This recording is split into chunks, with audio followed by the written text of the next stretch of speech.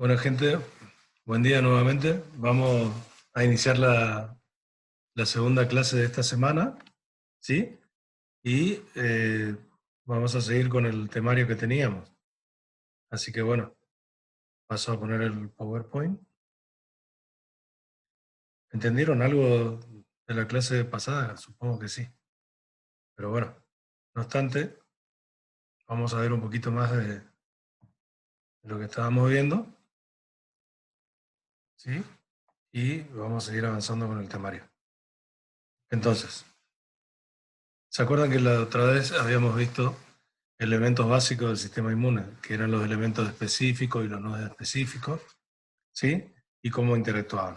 Entonces, ahora lo que vamos a tratar de ver es qué tipo de respuesta tiene el sistema inmune en nuestro cuerpo, ¿sí? Depende de la respuesta que esté llevando a cabo, si es primaria o es secundaria. En cuanto a la respuesta primaria, creo que habíamos visto que lleva un tiempo, ¿sí? Incluye más una respuesta celular, pero también puede ser anticuerpo. El anticuerpo que predomina, ¿sí? O se sintetiza en mayor medida es el de tipo IgM, y estos a nivel de anticuerpo declinan rápidamente. Mientras que la respuesta secundaria es una que incluye una respuesta de memoria, ¿sí? Que se desarrolla de manera más rápida.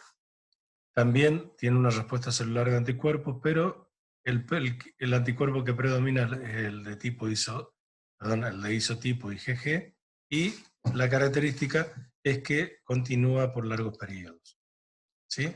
Es decir, que una vez que se sintetizan estos anticuerpos, estos continúan por mayor tiempo que los de isotipo IgG. Entonces, viéndolos en un gráfico, vemos que tenemos una gráfica de concentración de anticuerpos en el suero en función de los días que van sucediéndose al evento, vemos que al ingresar un antígeno A, fíjense la curva que va despertando, ¿sí? ¿Para qué? Esto, ¿qué se imaginan ustedes que es?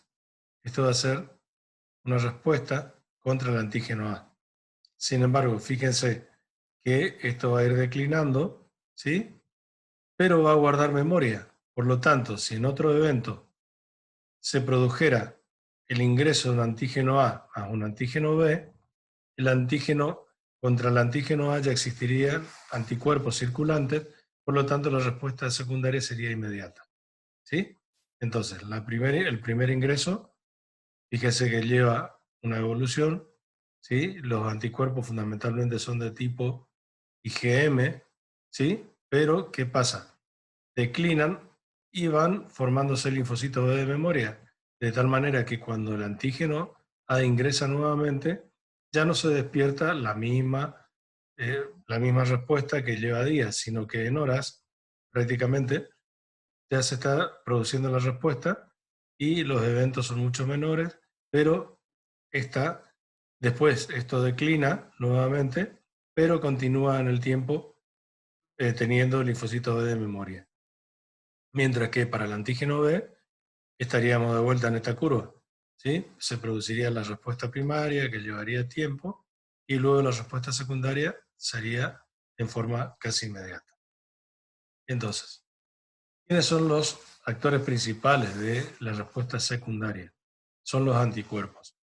¿Qué son los anticuerpos? Son glucoproteínas plasmáticas, porque están en el plasma, son globulares, es decir, por más que nosotros lo tengamos como en la visión como si son una Y, ¿sí? En realidad son estructuras de tipo globular, ¿sí? Y están formadas o sintetizadas por los linfocitos B maduros.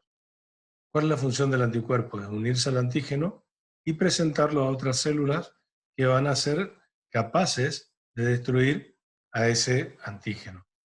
Entonces, la función que tienen está relacionada con los distintos tipos de inmunoglobulina. ¿Cuál es la estructura que tienen? La estructura general que tienen. Son, como dijimos, proteínas globulares de gran peso molecular y están formadas por 4 cadenas, ¿sí? Tienen 2 cadenas que son las cadenas pesadas o las heavy chain, y 2 livianas, que son estas, que son las light chains. Después tienen puentes de disulfuro, ¿sí?, entre sus propios brazos, y puentes de disulfuro que van a unir ambas cadenas, ¿sí? Fíjense que entre cadena liviana y cadena pesada tienen uno entre cada cadena, pero entre cadenas pesadas, ¿sí?, para darle más estabilidad, tienen 2 puentes de disulfuro, lo cual le da mayor estabilidad a la fracción constante, que sería esta parte de la inmunoglobulina, mucho más que a la fracción variable, que sería esta parte de la inmunoglobulina. ¿Sí? Entonces, a ver si lo vemos de otra forma. Vemos que en la región variable, que es esta parte, esa región, fíjense aquí, que tiene como un pedacito, como si fuera una mueca, ¿sí?, que me dejaría un espacio para poder alojar algo que tenga esta conformación. Ese es el sitio hipervariable del antígeno, o lo que habíamos hablado, que se conocía como parátope o parátopo. Ahí se unirá directamente la parte del antígeno, que será más variable también, y que es la que nosotros conocemos como epítope, ¿sí?, o epítopo. A su vez, tiene una región bisagra, que es esta, de tal manera que el anticuerpo va a poder adaptarse a determinados antígenos. Por lo tanto, si fuera una Y, va a poder abrirse o cerrarse de tal manera que, de acuerdo a la conformación que tenga ese antígeno, va a poder unirse y así poder enclavarse en ese antígeno y hacer que se una y pueda ser reconocido por otras células o reconocido por otros, ese complejo inmunoantígeno, ¿sí?, va a poder, inmunoglobulina y antígeno, va a poder ser reconocido por otras células que van a tratar de degradar a ese antígeno.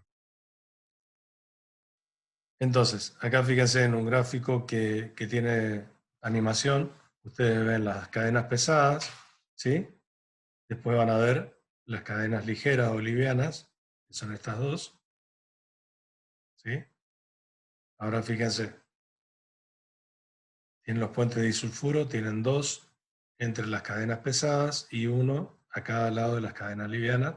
Esto que está en azul se denomina región constante, ¿sí? Y estas son las regiones variables. Dentro de las regiones variables están estos pedacitos que son las regiones hipervariables, ¿sí?, que es lo que le va a dar una especificidad a cada anticuerpo frente a cada antígeno, ¿sí? Entonces, esto es lo que se conoce como parátope o parátopo. ¿Vamos hasta ahí? Entonces, ahora, existe una gran variedad de anticuerpos, ¿sí? Nosotros tenemos fundamentalmente 5 tipos de anticuerpos, ¿sí?, los cuales tienen 2 tipos de cadenas livianas. Pueden tener una lambda y una capa, y 5 tipos de cadenas pesadas, que son las alfa, la delta, la epsilon, la gamma y la mu. Por lo tanto, las que tengan las cadenas pesadas de tipo alfa van a ser conocidas como inmunoglobulina A. Las delta como inmunoglobulina D, las que tengan epsilon van a ser las inmunoglobulinas E, las gamma van a ser las inmunoglobulinas G, y las que tengan las cadenas pesadas de conformación mu van a ser las que conocemos como inmunoglobulina M. Esos son los 5 isotipos de inmunoglobulinas existentes en el ser humano. Entonces, vamos a empezar a hablar un poquito de cada una para que ustedes tengan noción de qué pasa y cuándo podemos encontrarla en mayor medida, cuáles son las que están en mayor cantidad en nuestro organismo, cuáles provienen de una inmunidad innata, fundamentalmente, o de la inmunidad adquirida, cuando se despierta su liberación, es decir, su mayor síntesis. Entonces, vamos a comenzar con la más típica de todas, que es la inmunoglobulina G. La estructura de la inmunoglobulina G es la típica de la Y, ¿sí?, que es la que veníamos viendo recién, con 2 cadenas livianas unidas a 2 cadenas pesadas, por un puente disulfuro a cada lado, una fracción constante que está formada por las cadenas pesadas que tienen dos puentes disulfuro uniéndolas, estabilizándolas, y la fracción constante sería esta, mientras la fracción variable serían estas dos que están en lila o en morado, no sé cómo lo ven ustedes. Entonces, ¿qué característica tiene la inmunoglobulina G? Es la que está en mayor cantidad. El 80% del total de las inmunoglobulinas son de tipo G. Se unen, tienen la facilidad de unirse rápidamente a macrófagos y neutrófilos, de tal manera que se anclan por la fracción constante a macrófagos y neutrófilos, y así estos pueden englobar al complejo, al inmunocomplejo antígeno-anticuerpo, y de esta manera destruir al antígeno y en muchos casos permitir la liberación nuevamente de la inmunoglobulina. ¿Sí? ¿Qué características tiene la inmunoglobulina G? Puede atravesar la barrera placentaria, por lo tanto, se secreta en la leche materna. Por lo tanto, cuando nosotros nacemos o cuando el hijo de ustedes nazca, van a tener la inmunidad, en los primeros días, la inmunidad que le da la mamá. ¿Sí? Y entonces esta es la inmunidad de tipo del recién nacido, y también como puede atravesar la placenta, entonces fíjense que habíamos hablado que la placenta va a unirse a la placenta, que es la bolsa que contiene el bebé, se une por el cordón umbilical, ¿a qué? A la madre, ¿sí? Entonces, ahí existen capilares, vasitos muy chiquitos, que simplemente van a permitir que moléculas de determinado tamaño puedan pasar. Por el efecto que yo le había comentado, que era de bisagra, que se podían mover, estas inmunoglobulinas pueden cerrarse y pueden pasar a través de esos vasos sanguíneos, mientras que una inmunoglobulina M, que sería de mayor tamaño, no podrá hacerlo. Entonces, ¿qué pasa? Estas son las encargadas de la inmunidad que tiene el feto y la que tiene el recién nacido. ¿Sí? A partir de que nace, va a empezar a producirse la inmunidad de tipo adquirida. Es decir, ese individuo va a responder con su genética, va a responder con su estado, también su estado alimentario, ¿sí? Nutricional, de diferentes maneras frente a diferentes antígenos. Pero más que nada tiene que ver la fracción genética. Y eso nos dará probablemente un individuo que sea alérgico o que tenga otro tipo de patologías relacionadas al sistema inmune. En cuanto a la inmunoglobulina A, está en poca cantidad, representa el 13% del total de la inmunoglobulina, y se encuentra fundamentalmente ¿en dónde? En mucosas, ¿sí? Y también en secreciones serosas, pero están fundamentalmente en glucosas, ¿sí? ¿Y qué están haciendo? Están protegiendo la superficie corporal y a los conductos secretores. ¿Qué son las mucosas? La boca, la conjuntiva del ojo, ¿sí? También en ano, vagina. Bueno, básicamente son las serosas que nosotros tenemos, las mucosas, ¿sí? Y actúan protegiendo la superficie corporal y los conductos secretores. Discúlpeme si hay mayor cantidad, en este momento no lo recuerdo así. Genera, junto con la inmunoglobulina G, también la inmunidad al recién nacido. ¿Por qué? Porque puede estar en la leche, por lo tanto se encuentra en la secreción que producen las glándulas mamarias y pasa al recién nacido, no así al feto. ¿Estamos? Ahora, en cuanto a la inmunoglobulina M, esta es un pentámero, ¿sí? Es decir, que está formado por 5 fracciones que están unidas entre sí y corresponden al 6% del total de las inmunoglobulinas. Estas aparecen en los linfocitos B, de tipo B, que se conocen como naïf, ¿sí? O también activados, que hace que estén unidos en estos linfocitos, estén unidos en su membrana plasmática, ¿sí? Es la primera el primer anticuerpo que aparece en una respuesta primaria, ¿sí? Y fundamentalmente lo primero que hacen es activar el sistema del complemento. La inmunoglobulina D aparece también en muy baja concentración, ¿sí? Fíjense que menor a las otras que habíamos nombrado anteriormente, que eran la G, la A y la D, y son las primeras inmunoglobulinas que son sintetizadas por los linfocitos B naive. La función, ¿cuál es? Parece estar relacionada con la activación de estos linfocitos, es decir, que cuando estos linfocitos empiezan a producir inmunoglobulina D, pasan del estado naive, pasan a un estado de células activadas, linfocitos B activados. ¿Sí? En este momento en que el linfocito B se activa, empiezan a denominarse de otra manera, como células plasmáticas. ¿Sí? Y son las verdaderas productoras de anticuerpos. La estructura es similar a la de la inmunoglobulina G, aunque varía en algunos restos glucídicos que tienen las cadenas proteicas. Otra inmunoglobulina que podemos encontrar es la E, ¿sí? Que se encuentra en muy bajas concentraciones, mucho menores a las que veníamos viendo, ¿sí? Y son muy importantes ¿en qué? En procesos alérgicos y en parasitosis. Entonces, cuando nosotros vemos en un individuo o en un chiquito que tiene, y acá estoy hablando de leucocitos, ¿sí? Que tiene un aumento de eosinófilos, ¿sí? Lo primero que hacemos es desconfiar que ese individuo es alérgico o está con un proceso de parasitosis. Entonces el médico generalmente suele pedir una inmunoglobulina E, a ver qué es lo que pasa ahí. Si existe en mayor cantidad a la normal, entonces suelen pedir una inmunoglobulina E dirigida a determinados antígenos para saber a qué puede ser alérgico ese individuo.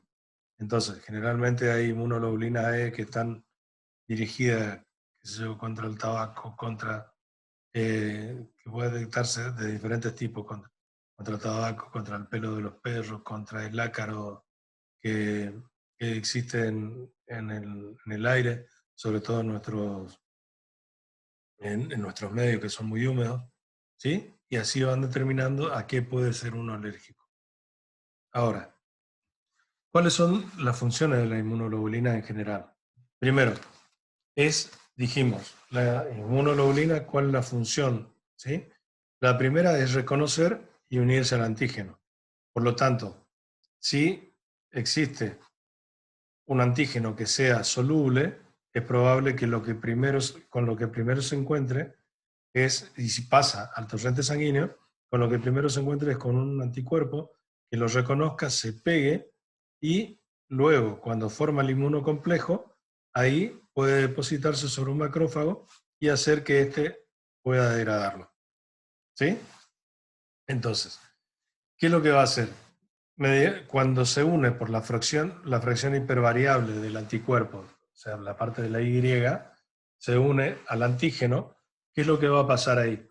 Se forma el inmunocomplejo, es decir, queda el antígeno pegado, y por la fracción constante se va a pegar o se va a anclar al macrófago, ¿sí? O a un linfocito de tipo B, un linfocito T citotóxico, ¿sí? Y lo que va a hacer es que trate de degradarlo, ¿sí? De otra manera, también va a activar el sistema del complemento, que lo que va a hacer es activar una vía que se llama de las caspasas, que van a tratar de producir un mecanismo diferente de muerte en los microorganismos. También puede producirse la opsonización de los microorganismos, es decir, que si entra un anticuerpo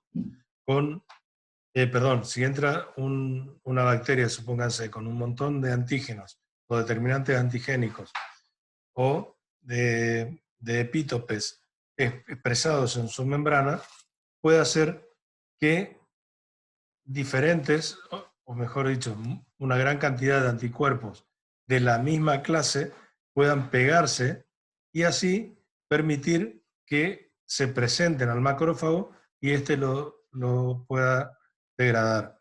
Ese mecanismo se denomina opsonización. También puede facilitar la precipitación de toxinas, también por los macrófagos, y la aglutinación de antígenos, ¿sí?, en una determinada zona, por lo que habíamos hablado, si son antígenos solubles. Y también la activación de otros linfocitos. Entonces, tenemos varias fases de reconocimiento y de utilización de los anticuerpos. Entonces, fíjense que en un primer momento existen linfocitos vírgenes o naïf, se llaman, que tienen pegados anticuerpos en su superficie, los cuales pueden ser capaces de reconocer a un antígeno que ingresa nuevamente. Entonces, cuando ingresa, ¿qué es lo que pasa? Se pega el anticuerpo específico a la membrana o al epítope de ese microorganismo y empieza un fenómeno que se llama selección clonal. Es decir, que activa la fabricación de más linfocitos con el mismo tipo de anticuerpo. Por lo tanto, después, cuando se activan esos linfocitos, proliferan, se forman muchas células de la misma clase, es decir, se forman clones, ¿sí? Hay una expansión celular del mismo tipo, y luego, cuando van a empezar a producir anticuerpos, se transforman en células plasmáticas, las cuales van a hacer que se produzcan los anticuerpos y estos sean liberados, facilitando los procesos que recién habíamos nombrado. De igual manera, fíjense que también se va a producir siempre una célula de memoria para que cuando vuelva a ingresar al mismo microorganismo pueda producirse el mismo fenómeno. Entonces, también podemos ver acá un mecanismo que se llama autoinmunidad, porque venimos hablando de agentes patógenos extraños, pero puede pasar de que el mismo cuerpo de uno esté reaccionando de manera diferente a un organismo normal, hablando inmunológicamente. Entonces, ¿qué es lo que puede pasar? Que la inmunidad sea errónea, excesiva o defectuosa. Si es errónea, ¿qué pasa? O excesiva, van a poder reaccionar contra qué? Contra un antígeno que en un organismo, en un individuo sano, no produciría nada, es decir, que sería inocuo. ¿Sí? Este antígeno puede ser propio o puede ser ajeno. ¿Sí? Si es propio, estamos hablando de un autoantígeno y la enfermedad que se produce es la autoinmunidad. Sin embargo, si es ajeno, podemos estar hablando de dos casos. Uno, que sea un haloantígeno y que sea un rechazo a algo que están poniéndole, pero no pertenezca al propio individuo, o un alergeno también que me esté produciendo alergia, es decir, una respuesta, una hiperrespuesta frente a determinados antígenos que a otra persona no le haría nada. Ahora, ¿qué pasa? Si fuera un antígeno dañino en realidad para todos los individuos, pero que sea un patógeno que despierte en un individuo una inmunidad excesiva, ¿qué es lo que va a pasar? Va a haber un efecto de hipersensibilidad. ¿Sí? Entonces, si por el contrario la inmunidad fuera defectuosa, ¿qué es lo que me estaría produciendo? Me estaría produciendo una falta de respuesta. ¿Sí? Y entonces eso se denomina inmunodeficiencia. En este caso, en estas que están acá, las cuatro que están arriba, hay un exceso de respuesta, mientras que aquí hay una deficiencia o falta de respuesta frente a antígenos tanto extraños como propios. Entonces, ahora para que ustedes puedan ver, a ver cómo hago para subirles un videíto que quería que vean. ¿Sí? Ustedes discúlpenme que estoy nuevo en esto. Así que bueno, espero que puedan ver este videíto y con esto nos vamos despidiendo. El circulatorio está conformado por glóbulos rojos y glóbulos blancos. Los glóbulos blancos forman parte el sistema inmunológico combate las infecciones en forma de los blancos o blancocitos se producen en los huesos. Su función principal es identificar y destruir las antígenos nativos del cuerpo. Esto se denomina respuesta inmunológica, la forma en que el cuerpo reconoce y se defiende contra las bacterias, los virus, las sustancias extrañas y potencialmente dañinas para el cuerpo. Cuando los glóbulos blancos se encuentran en una sustancia extraña, se estimulan y dividen para producir células especializadas para combatir dicha sustancia. Si el cuerpo se infecta debido a una bacteria, los glóbulos blancos determinan la mejor manera de eliminar la bacteria. Una vez que los glóbulos blancos determinan la mejor manera, crean células de memoria para combatir los ataques duros de la vacunación es una forma de desencadenar la respuesta inmunológica. Cuando una persona recibe una vacuna, se le inyecta una cantidad muy pequeña de agente que produce enfermedad, denominada vacuna, en el cuerpo, para que el sistema inmunológico pueda identificar y lo destruya. La cantidad de bacterias que contiene la vacuna es muy pequeña y generalmente está no causa la enfermedad. De esta manera, el cuerpo puede destruir la bacteria. La vacuna lleva la memoria del sistema inmunológico que requiere al cuerpo reaccionar rápidamente a liberar anticuerpos para exposiciones futuras y así destruir la bacteria antes de que cause la enfermedad. El cuerpo desarrolla anticuerpos contra un antígeno específico, significa que está inmunizado.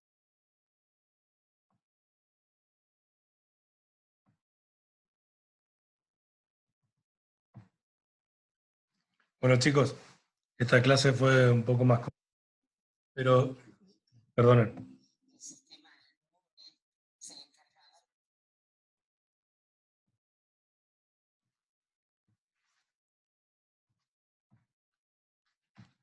Ahora sí, disculpa que todavía estoy conociendo el sistema. Así que, bueno chicos, espero que tengan un buen fin de semana y nos estamos encontrando la semana que viene. Espero que pasen bien y a cuidarse, ¿sí? Quedémonos en casa. Un abrazo grande.